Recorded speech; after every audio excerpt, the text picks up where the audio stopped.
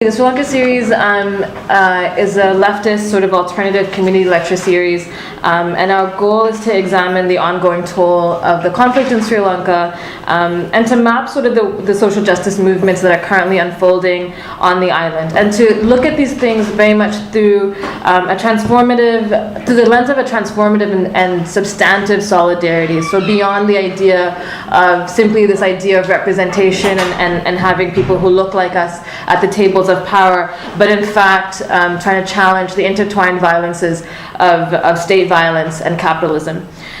We have a website, SriLankaSeries.com, that is currently very bare, but there's a mailing list that we'd ask for you to join if you want to, as we put up things like videos from our previous sessions and also transcripts. And we're working on getting the transcripts in both English and in Tamil, so those are also things that we would very much welcome help with. So this particular session is our third,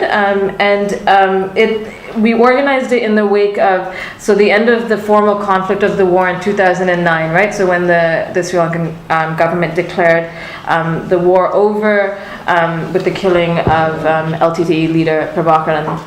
But what we've seen since then is that there's been this seeming rise in attacks by Sinhalese Buddhist monks on Muslim communities in different parts of Sri Lanka, very different parts of Sri Lanka, not just the capital, but also in the east and in the central provinces. And the perpetrators have included both monks and the police. And there are many reverberations for some of this violence, like it's not entirely unfamiliar. One of the first riots that was deemed like an ethnic riot in Sri Lankan history occurred in 1915, and those were attacks again by like Buddhist majoritarianism on Muslim communities in Sri Lanka. And also, obviously, these attacks resemble many of the attacks that preceded the formal beginning of the most recent war, right? So we're thinking about the riots against Tamil communities in Jaffna and in Colombo, and which sort of marked the beginning of the conflict in the 1980s. In this conversation today, we want to take a sort of comparative analysis and think about the ways in which this kind of violence speaks to the broader politics around majoritarianism broadly, not only in Sri Lanka, but also in India, which plays obviously a huge role in regional politics, but also the ways in which it reflects some of the racial tensions and racial alibis that have animated the war on terror here in the West. And then also to think about the ways in which people have, outside the constraints of the nation state, really looked out for each other historically and in contemporary moments. And so to take us through that kind of conversation, we have with us on Skype, Skyping in from a very ridiculous hour in Colombo, Dr. Farzana Hanifa, who holds a PhD in anthropology from Columbia University in New York. And she serves currently as a senior lecturer in the sociology department at the University of Colombo. And also with us in person is Professor Aparna Sundar, who teaches at the Asian Institute here at the University of Toronto, and her research is broadly focused on questions of democracy, citizenship, and social justice, with a focus on South Asia and the South Asian diaspora in Canada. So what we're going to do is, for the next little while, I'll just ask our speakers to take us through a moderated conversation. I'm hoping to sort of recede into the background before we open the floor for Q&A. So the first question I thought was maybe that both of you could start by telling us a little bit about what recent anti-Muslim violence has looked like in both Sri Lanka and India respectively. So Dr. Hanifa, maybe you could start us off with what's happening in Sri Lanka at the moment. Who are the perpetrators of this violence? What are their motivations, and how has the state responded? See, this thing about being people from outside versus people in the town, I think it was a bit of both, because there was clearly organization, right, in both instances. Can you hear me? Yeah, this is great. So it was clearly organized, because what I was saying earlier was that there's always some tension that emerges prior to the event, right? And in the Muslim community, it is, at least within the Muslim activist community, or even, the sort of people in those areas, it's really clear that something is going to happen, right? There's always an intervention to try and kind of mediate and make sure that nothing does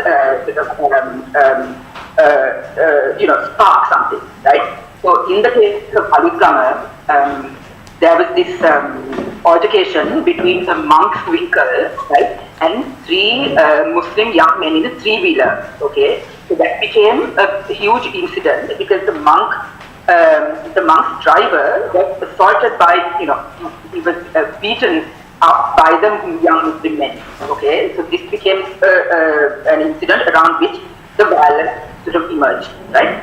So now, prior to the emergence of the violence, there is always sort of attempts by Muslim civil society with the participation of, like, say, in the case of Aluk Gamma, even the IGP was spoken to, right? And then security is provided, and there's sort of like this, this indication that something is being done, right? But nothing is quite adequate, and the violence occurs. Now, this was true even in the case of Digana, right? There was an incident where a Sinhala driver was beaten up by three drunk Muslims, and he passed away after a couple of days, right? So around this incident, now, everyone around knew that this would be used, and there is this sense, right, that something is going to happen. So I guess in some instances, if something is going to happen, gets resolved in certain areas, but in this instance, it just wasn't, right, and the violence emerged. So now, the police knows that something is going to happen, so everybody knows basically that something is going to happen, right? So Digana and Kandy was also exactly like that. And what happens usually is that there are, mobs of people, mostly from the area, and even if it is not from the area, it is from like the next town, right? I mean, it's not people that you don't know, it is not people that you don't see, right? It's usually, a mixture, right, of people you know and people you don't know. Because what a lot of the people tell us when we interview them, especially the people who are victimized by this violence, is that they recognize these people, right? They recognize them, they've seen them. So that's kind of how it happens. I mean, in terms of the violence itself, it's usually targeted against property, against assets, right? So buildings are burned, the stocks are taken out, there's some looting, sometimes the stocks are just taken and burned on the street. Right? And some things that happened in Kandy this time was that there was there was desecration of mosques, for instance, right? Qurans were taken outside and put on the street and burned. Those kinds of things. I mean, less so in Aluk Gamma, slightly more kind of, the hatred was a little bit more prominent, I think, in the case of Kandy. So, the really sad thing about this whole thing is that now this has become a practice, right? So the anti-Muslim sentiment that was sort of set in motion in the aftermath of the end of the war, it has really sedimented now because the monks group that started it, it was a really very successful, well-organized, well-funded movement, right? So they've been so good at what they've been doing that this sentiment, this anti-Muslim sentiment has really sedimented and it can be mobilized at a sort of, at very short notice, right? So that is really the reality that Muslims are living with. I mean, and this can happen anywhere in the island, anywhere. Yeah? So I'll stop there. So I think it's really helpful to hear that and the ways in which then monks have been coordinating, and I want to come back to this question. I want to come back to the question of like state involvement or state condoning of these riots. And to take us there, I want to turn to Aparna. Maybe Aparna, you can talk to us a little bit about how in India we're seeing Hindutva violence coordinate against Muslims in similar sorts of ways. And I think the comments around the desecration of Qur'ans, which the violence there is more symbolic than it is anything else, but I'm also thinking about some of the stuff around food. So one of the ways that some of the first riots started happening in Colombo right after the war were around the ideas that we needed to shut down halal butchers in the island, and a lot of monks were really up in arms about the idea that they were even such things as halal butchers. And I think that has lots of resonances for the ways in which the beef ban has operated in India. So maybe Aparna, you can talk to us about any commonalities that you see there. Well, the one thing that's important to note in the Indian case is that there's a really long history of this kind of anti-Muslim organizing violence, and it's tied So, historically, of course, it goes back to the kinds of divisions that led to partition of India into India and Pakistan. So there's a kind of longer history whereby the Muslims in India have become the other for a long time. Like this is, and then thinking about the particular violence that we see in the last 3 decades, starting 1989, it's tied very much to the organization resurgence of the BJP as a party and its sort of affiliated organization, the RSS, which was founded in the 1920s as a Hindu chauvinist, Hindu nationalist organization, which drew inspiration from Hitler and from the Nazis and so on, very much about a kind of racial idea of India as a Hindu nation.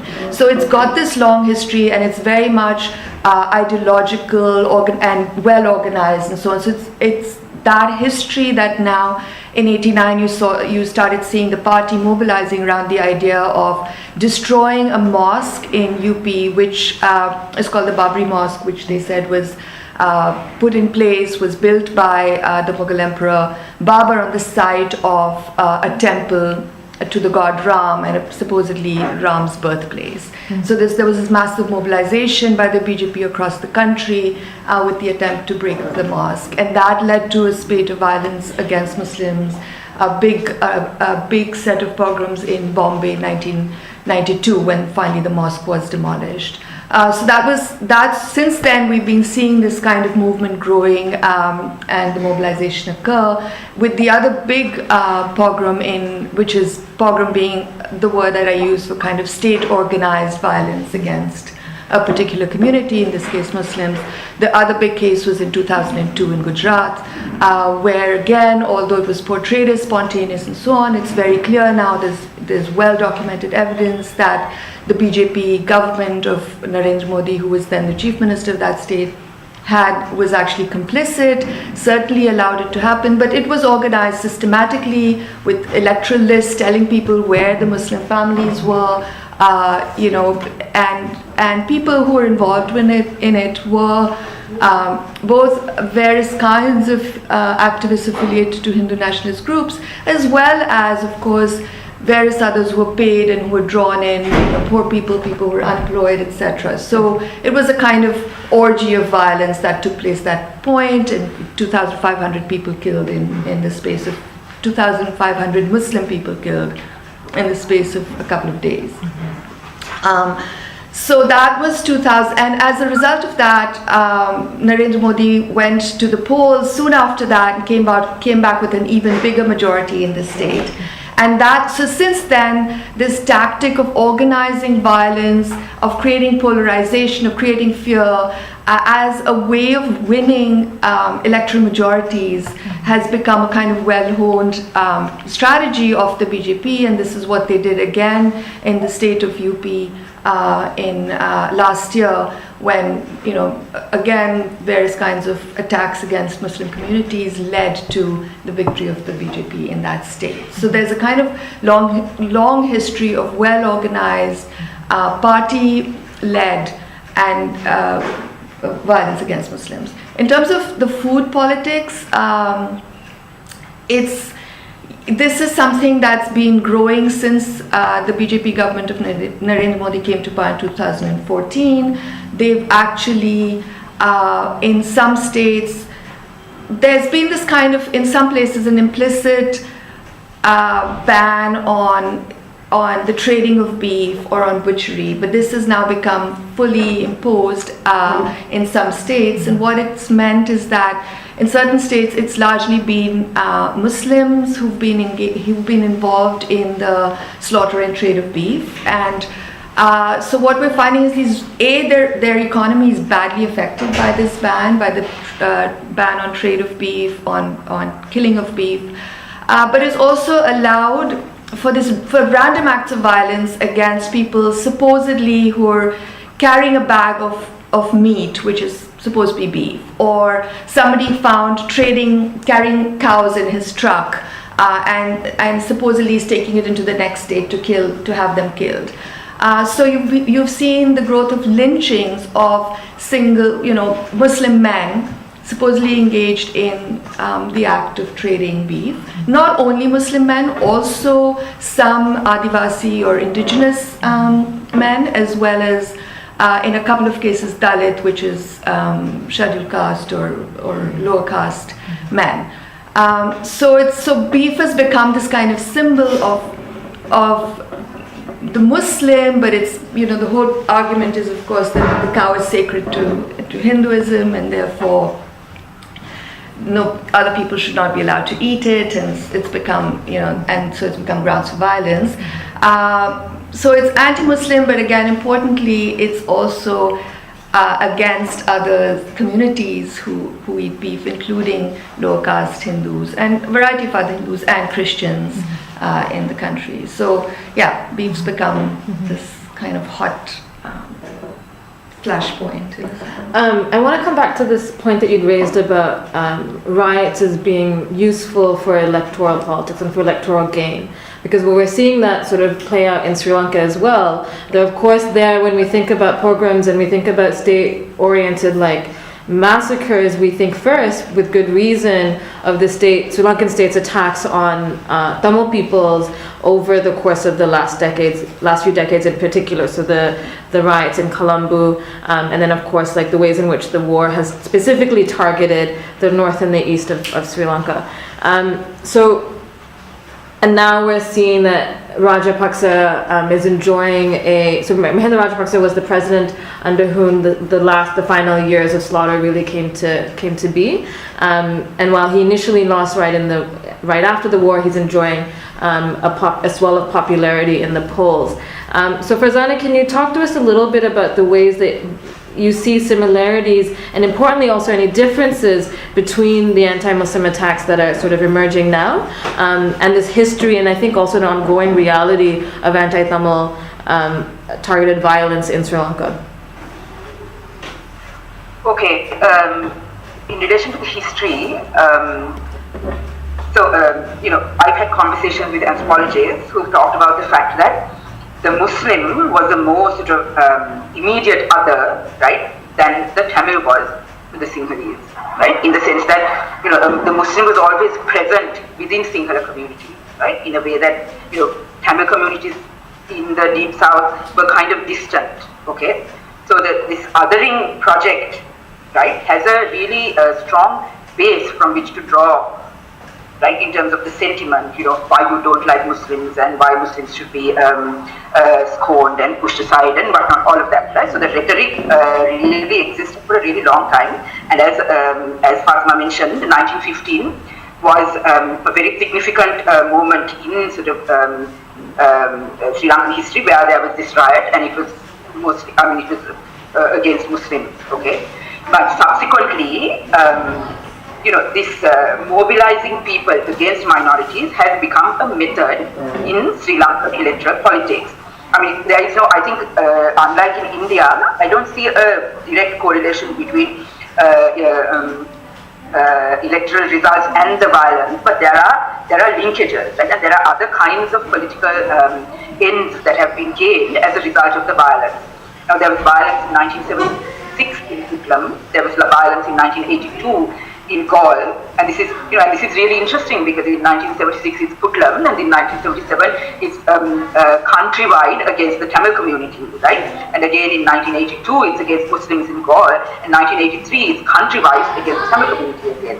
Okay, so one wonders what is the connection between these kinds of things, right? And how is it that we know so little about what happened in 82 and 76, and how that may have spread the sort of the larger conflagration, right? So that's something I'd like to sort of think about in terms of mapping the history of how the state has used violence against minorities, right? So in relation to sort of more recent occurrences of violence, also it's interesting to note that after the 2014 violence, when the presidential elections happened in 2015, the presidential elections are interesting in Sri Lanka because it's sort of the minority presence in those elections are significant. And can have a deciding impact, right? And Muslims just voted en masse against Mahinda Rajapaksa, right? And some of the rhetoric about that defeat talks about the fact that it was the mobilization of these monks against Muslims that caused that defeat, right? I mean, that can be debated in relation to the actual numbers, but I mean, the counting in sort of like Muslim majority electorate was embarrassing, right? There would be like 6 votes for Mahinda Rajapaksa and 20,000 for the other, Sirisena, right? So, I mean, that actually did happen. So, I think the sort of the electoral picture is a little bit more complicated, I think, in the particular Sri Lankan context. So. But then maybe can you talk to us about how, notwithstanding then the preference for Sirisena, so the president who was elected immediately after Mahinda Rajapaksa was sort of the Sri Lankan equivalent to Justin Trudeau. So if Harper was Rajapaksa, then Trudeau was Sirisena. Like there was this idea that there was this new era coming in of peace and a Sri Lankan version of multiculturalism, I guess. And yet we saw the rise of the BBS even under Sirisena. So to what extent do you think that this kind of electoral project, or this project of like trying to make change electorally through voting in someone like Sirisena has actually reaped benefits for Muslims on the ground in Sri Lanka?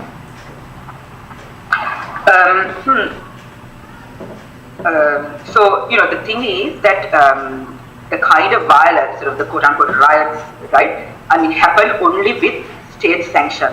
Okay, that's very clear. So, the rhetoric under which the Sirisena regime emerged, I mean, sort of convinced all of us, at least that for that particular time, none of this kind of violence would occur, right? Because there was talk about, reconciliation and going forward and all of that. Although I have to say that that was really not the sort of the primary push against the Rajapaksas at that time, right? The primary push against the Rajapaksas at that time was their corruption.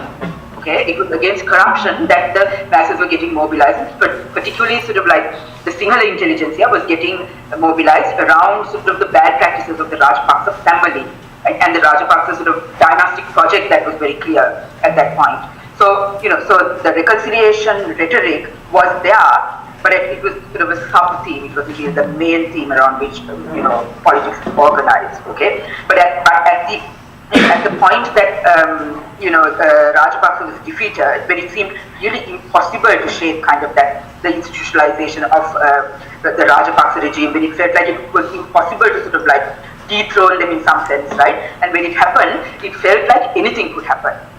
It felt like any progressive project could be successful, right? So we all kind of, did reconciliation and all sorts of things, in support of the regime as well, without really understanding that, that a lot of the sort of the structures that enabled, anti-minority politics and agitation and all of that were still in place, right? So, as a result, now, for instance, I mean, the police is almost entirely Sinhalese, right? The administrative structures almost entirely Sinhalese with very minor minority presence, right? So under these circumstances, I mean, it's very easy for sort of anti-minority politics, anti-minority sentiment, and discrimination against minorities to just go unchecked, right? Because the institution just allows for it.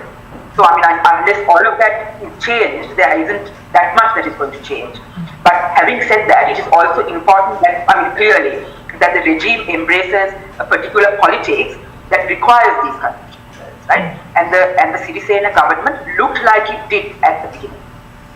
It doesn't anymore look like it does, clearly. So I think your comments about structural reform, or like the need for a structural embrace of to challenge the anti-minority sentiment is important, and I think it makes me think about how we have these two countries, India and Sri Lanka, and the things that make them different are, to my mind, are the things that make them very similar. So in Sri Lanka, we have a context where, in the context of the conflict, the minority community is the Tamil community, a largely Hindu community, and they are the ones who are primarily under attack, or have been over the course of this war. And then we see in India a Hindu majoritarian government deploying many of the same tactics of the Buddhist governments in Sri Lanka. And that is, to my mind, I'm trying to say very inarticulately, that there's something about ethnicity or about race or religion that is not helpful as a category in understanding violence, because the being a member of a particular identity hasn't in fact precluded any of these governments from engaging in mass atrocities. And so I was wondering whether the both of you could talk a little bit about how post-independence from British rule, in both India and in Sri Lanka, we've seen each of these states actively pursue religious supremacist nationalisms, the kinds of majoritarianism that we're signaling in our title, whether that's upper caste Hindu chauvinism in India, or we're talking about Buddhist majoritarianism in Sri Lanka. So what do you think happened after the formal end of colonization for ethnic violence of this kind to have become such a recurring theme throughout this particular landscape? Like, what is the connection between this kind of representative democracy and the kinds of ethnic violence that we continue to see? And maybe this time we can start with Aparna and your thoughts on the Indian context, and any sort of thoughts you might have that translate to the Sri Lankan context. Well, first of all, I don't think we can date it only to the beginning of representative democracy, because certainly when it comes to the use of identities as forms of identity, the use of identities to govern and to rule, this is a strategy that dates back to colonial rule, right? So that the very act of censuses, of labeling, of creation of groups like the Hindus as a category is a colonial category. The creation of certain kinds of caste identities is very much hardened by colonial administrative processes. And even the kinds of politics that eventually led to partition came out of colonial rules. So that this is not something that happens only with the establishment of representative democracies. But yes, definitely the need to build majorities through elections then sets in place a kind of logic of the need to create majorities of some kind, right? So you're always trying to figure out what kind of identity base you can use to create a majority. And that's where it plays out that in different places you'll find different kinds of groups becoming the majority or the minority. So representative politics, in Indian states, for instance, you'll find other kinds of minorities and majorities around linguistic lines being created, often for electoral purposes. The politics of, so one can think of that A in terms of electoral politics and B in terms of nationalism more broadly, right? So that you can have the need to build a state, the need to harness people to work for capitalism. I mean, multiple reasons why majorities become important to construct. And again, ethnicity and race or religion or language can play a role in that as well. So not always immediately for the purpose of election, but much more long-term and insidiously for the purpose of constructing a strong state and constructing a security state and so on. There's also that logic of why majorities and identity-based majorities become important to construct. So I think that kind of logic then applies whether it's the case of Muslims and other minorities. Christians have been targeted as well under this particular dispensation.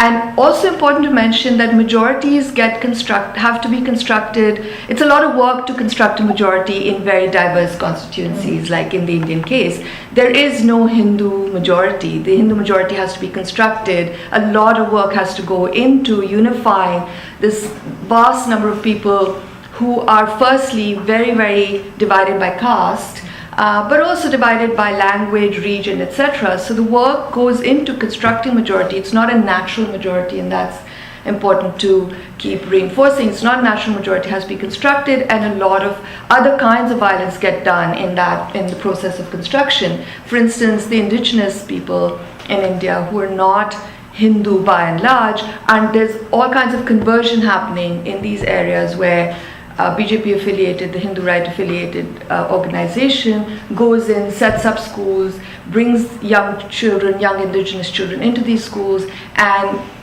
embarks on a process of Hinduization, right? So there's violence there's caste violence against Dalits, etc., that are part and parcel of creating this so-called Hindu majority. So the possibilities of resistance are also quite immense, and maybe we'll get to that. I'll stop there. Farzana, did you want to add on the Sri Lankan context? So I would agree with everything that Aparna just said, and just that in Sri Lanka we've sort of written a lot. I mean, the Sri Lankan literature on the conflict has a lot on how this sort of the Sinhala majority was created, right? And it's and a story that is often told is that the first call for federalism came from the Canadian Sinhalese, right? So this creation of this idea of this monolithic Sinhala identity, it's extremely new, and even now to a very large extent not tenable other than against minorities. Electorally, between the SFP and the UNP, and there are certain qualifications at this current particular historical moment. But so I would completely agree, and I think it's been really overused, right? I mean, clearly for the sake of electoral politics. But again, also, the categories that are being used for electoral politics, as Aparna said, were colonial creations. So yeah, I don't really have too much to add to that. In previous conversations, both of you have indicated your annoyance with calling these attacks riots. And I think some of the things that you said is that because it exceptionalizes it and makes it about nothing more than identity. And one of the things that you talked about, both of you, was the ways in which is in fact much more closely tied to class and the state's investment in maintaining wealth in certain areas. Can you talk a little bit about that? Maybe Farzana can go first, and Aparna you can add. Okay.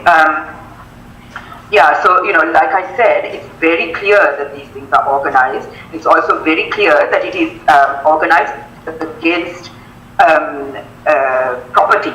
Right? Because I try to look at what Alutgama meant in the context of having this horrendous end to the war in 2009, right? So clearly, these are not similar violent events, right? They are violent events, but they are clearly not similar violent events.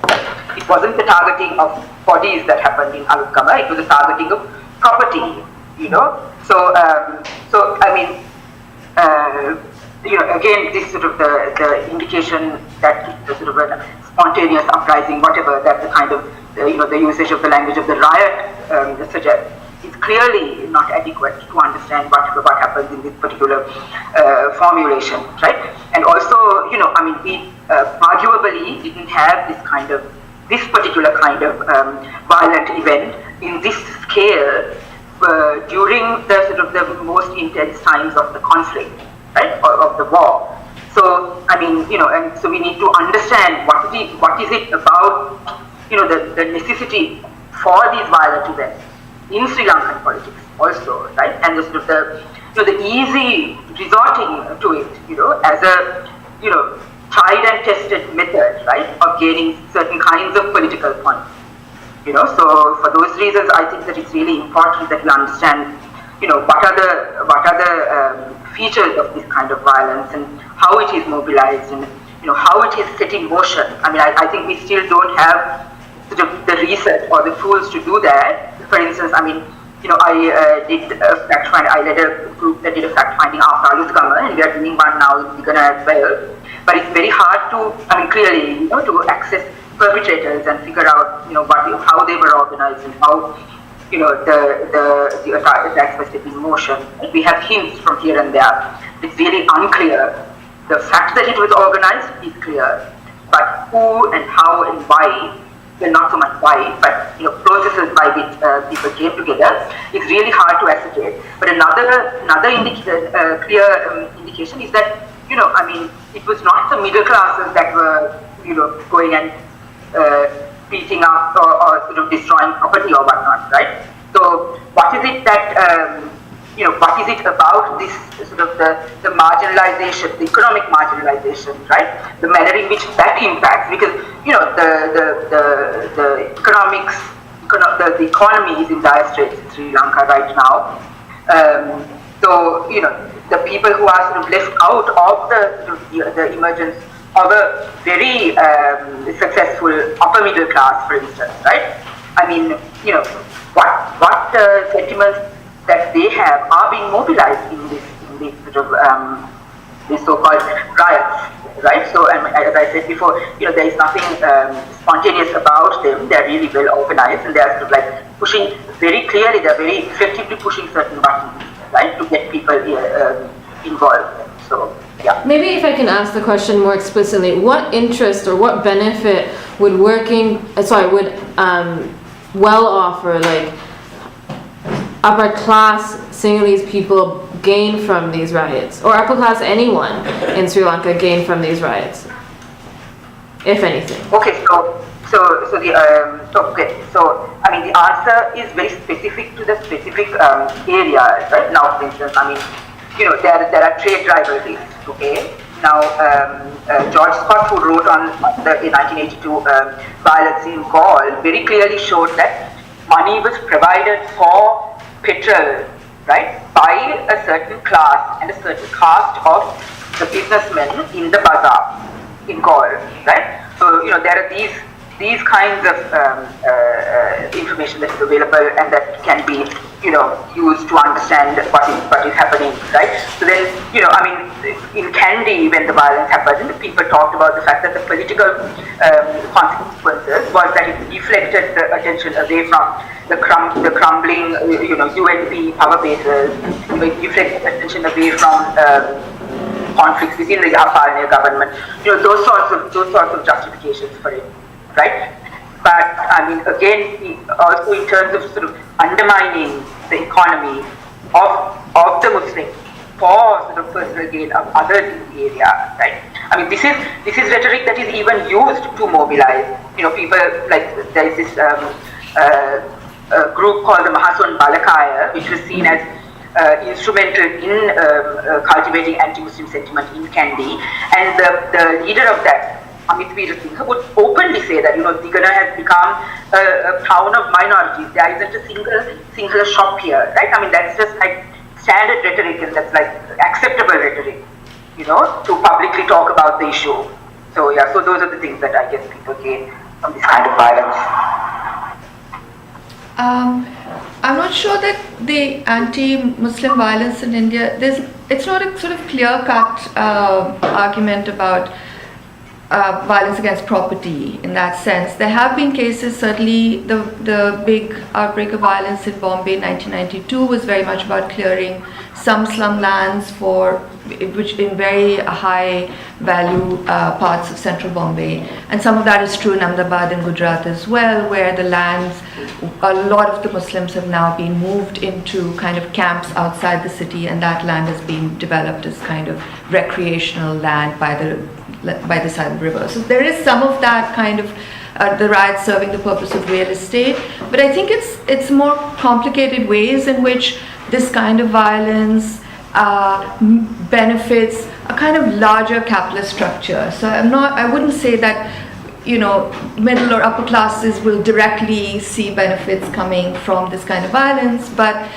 really in many ways some industrialists, some capitalists are okay with whatever a party like the BJP does to get into power, because the BJP is going to then open up a lot of land, sell them land for free, destroy labor laws, destroy environmental legislation. So the BJP is pro-capital, and so whatever it does to get into power is fine. So it's acceptable in that way. But it's not only the BJP that's used this kind of violence. I mean, I didn't mention the other big pogroms in India, which were against the Sikhs and carried out by the Congress party. So just to throw that in. So that's one thing, which is just to bring in a party that is sympathetic to sort of capitalist interests. The other is kind of the distraction politics of any of this, which is when there's so many other burning issues. There's massive agrarian crisis in India. There's a huge crisis of joblessness and lack of livelihoods.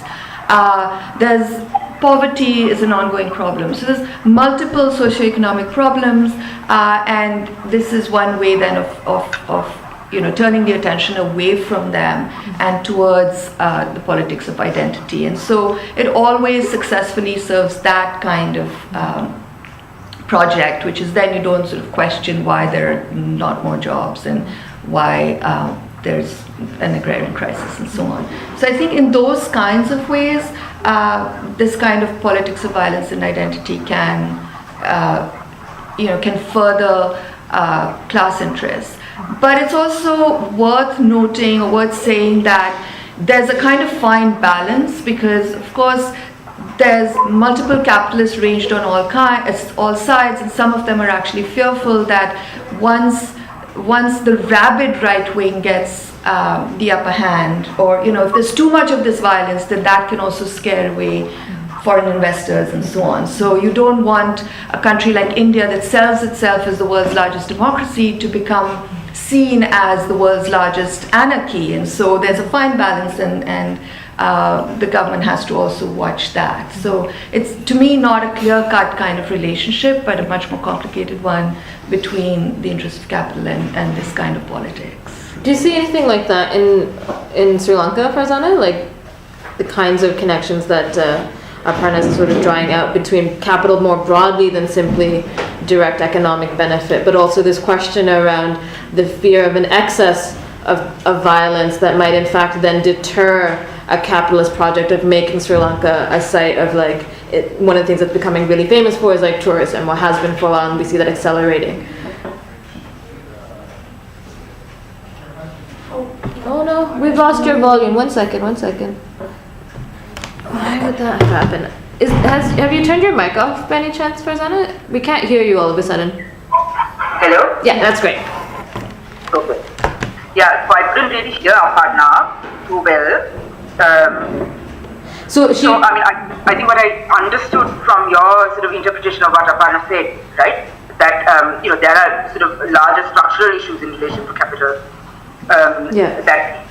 that impact on the issue, and I would agree, but there's some going on in Sri Lanka at this moment, right, where it seems to me, because for me it was also, I struggle to understand how people because there were factories that were burned in Alutama, and the way in which people articulated their own understanding of how the state was supposed to sort of protect the capitalists, right? And what was the state doing? The state was sort of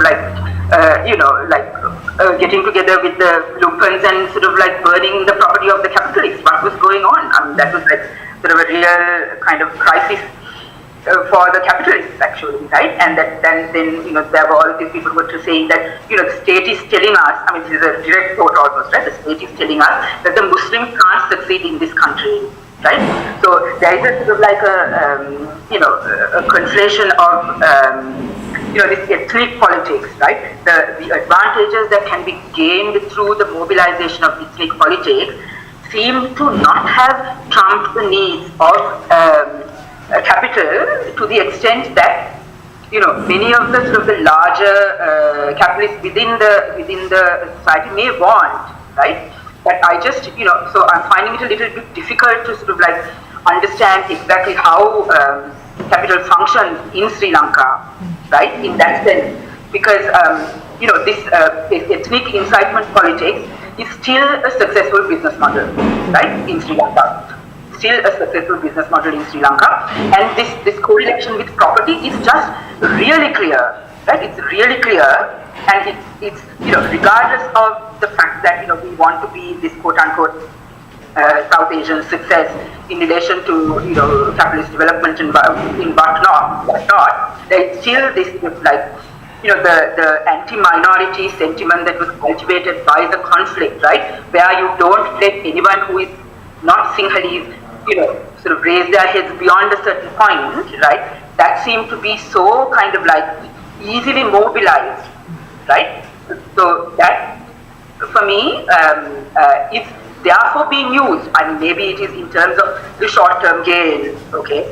And maybe, the capitalist classes that can sort of influence the state to do other sorts of things, to sort of deal with minority interests and not sort of destroy the possibility of capital. I mean, they're not quite as successful, or that rhetoric is not sort of asserting itself affect these kinds of situations positively. Well, I don't know if positively is the word used in this instance, but in that sense. But I just feel like I'm missing something that our partner said, so yeah, I'll just leave it at that for now. One of the things that stands out from your comments just now is this assumed or perceived conflation between Muslims and like capital. So one of the stereotypes that we often hear in the context of these new riots is that, you know, Muslims are business people who have been working closely with the state, who have been benefiting in a lot of ways, who have also betrayed, in fact, other minority communities by working so closely with the state. And so that's a common trope that we encounter in the media.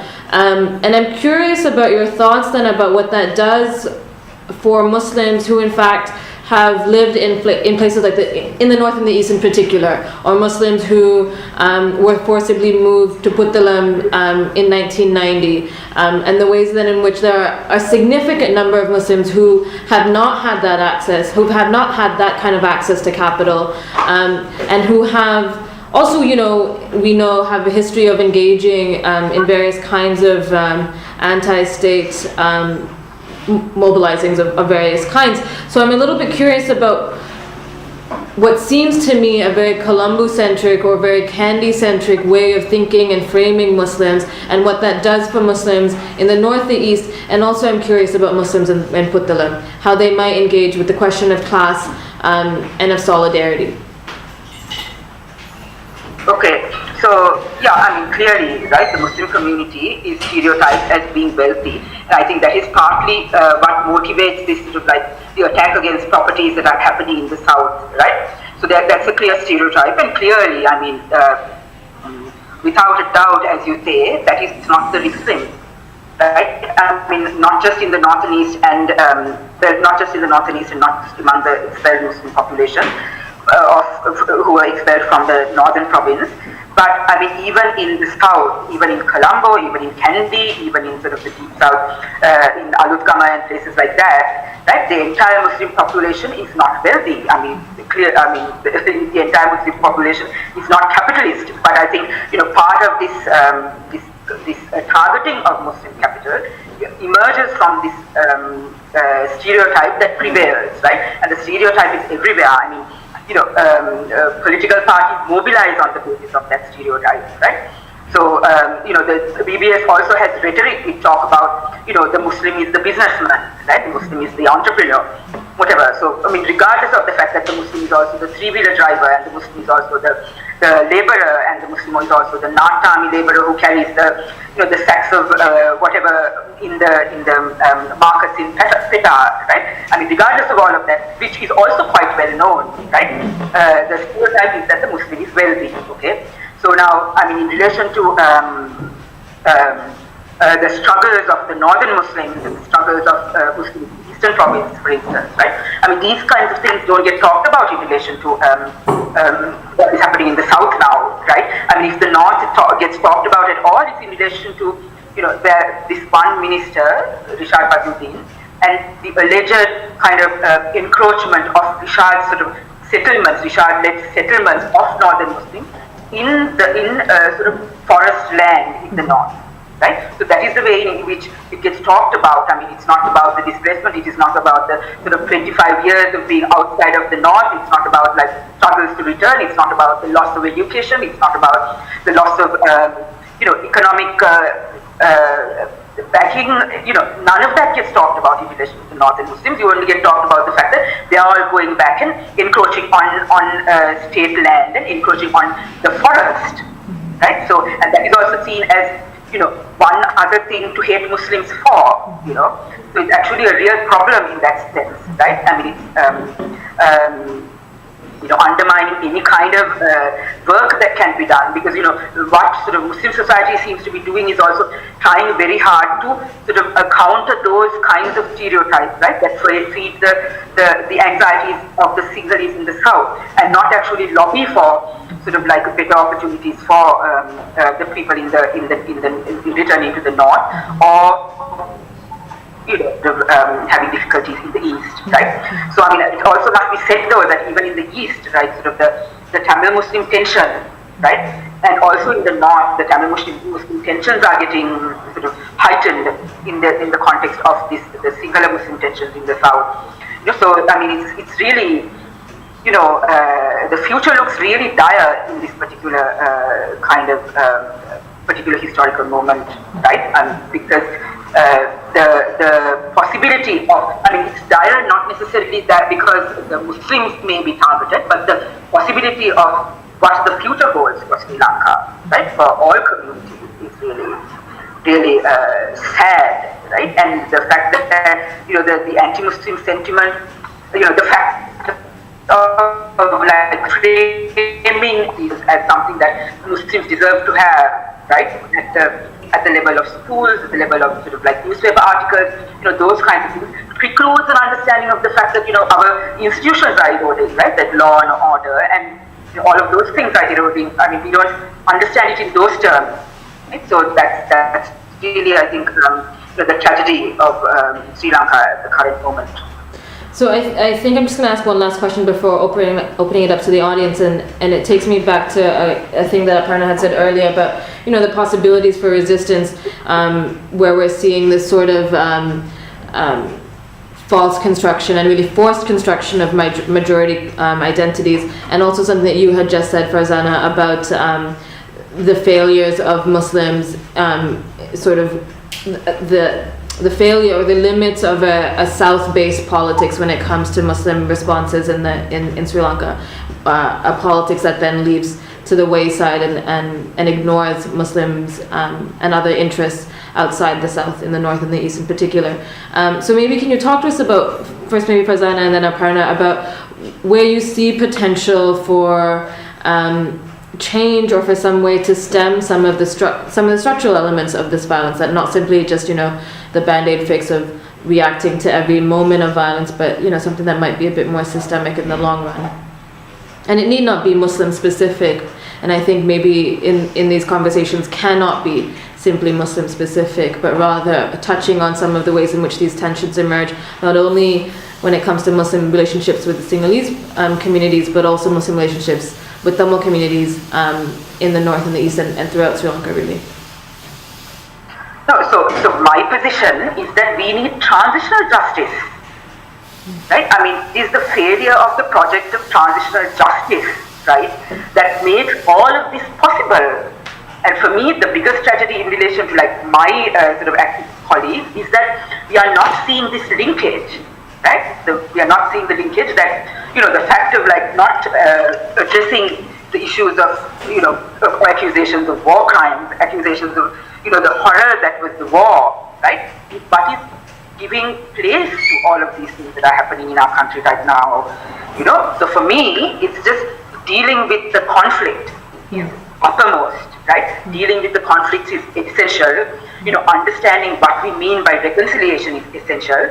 That is where we need to go. That is one thing, and also looking at, what is the sort of what kinds of structural inequalities are being exacerbated by this neoliberal economic project that the UNP and even the Rajapaksa regime is on. Without any kinds of checks, without any kinds of sort of monitoring by the government, right? I mean, there are these plantations that are run by multinationals that shut down overnight and leave, right? Leaving like people in the lurch and the sort of the degradation of the environment, and no one is held accountable, right? So these are the things that we need to deal with. I mean, at a sort of an immediate level, I think we need to deal with sort of the anti-Muslim sentiment, and I think the government needs to do something to sort of like counter the sort of the raging kind of rhetoric, right, that prevails right now. But that is just like on the surface, right? I mean, the more fundamental problems of the economy and of sort of ethnic relations that have completely deteriorated as a result of the conflict, right? I mean, these are things that we need to shore up. I mean, are we just going to forget that we had this horrendous 30-year history and think that everything is going to be fine? I mean, that is just that is a fantasy that a lot of people have in Sri Lanka right now, right? I mean, clearly not this audience, right? But in Sri Lanka, I mean, like we have meetings at which sort of entrepreneurs talk about the North, and they talk about the fact that, people need to move on now, right? And I mean, without any sort of sensitivity to what people are thinking of moving away and moving on from, So this sort of like tragic under-realization or non-realization, right, of the fact that we need to account for what happened to us as a country for 30 years, right, for me is really the heart of the problem. So it's very clear that it's not about sort of very Muslim-specific band-aid solutions that we need, right? It is a much more fundamental addressing of, the horrific history that we've had, right? I mean, the horrific violence that is emerging is not sort of something that doesn't have deep roots, right? And as a community and as a society, the fact that we are not realizing that, is the tragedy of this country at this moment.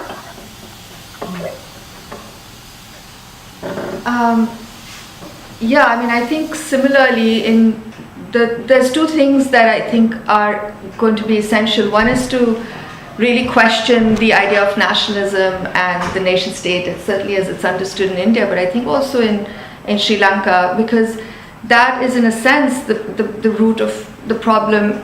Right now what we hear a lot of is the language of the nation as represented by the state and as represented by certain parties, and anyone who's dissident or anyone who's a minority in any way, whether you're a kind of ethnic minority, religious minority, or a kind of ideological and political minority, you're being othered as anti-national. I think that's really a kind of source of both a problem in that, Kashmiris are anti-national, the people in the Northeast are anti-national, people who eat beef are anti-national, people who don't stand up to sing the national anthem are anti-national, etc., etc. Women who wear, short skirts are anti-national, or who don't wear. So really, there's a need to question what this nation is and who makes up the nation, and how do we actually recreate or rethink the idea of the nation in ways that are actually much more, either not think in terms of a nation or think in terms of a nation that is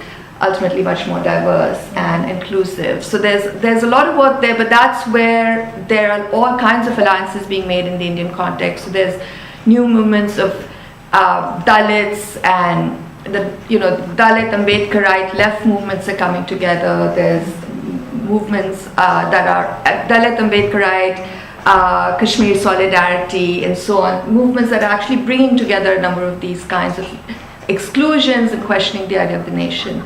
And the other is, I think, that we have to think about what democracy means. And clearly, democracy has become so much about electoral politics and numbers, and we're not thinking about democracy as equality and as rights in terms of economic rights. So to me, democracy is also about thinking about what capitalism means, because it's a profoundly undemocratic system, which is exclusionary, which is exploitative. And so, that too, one can use the language of democracy to think about forms of inequality and exclusion that include exclusion through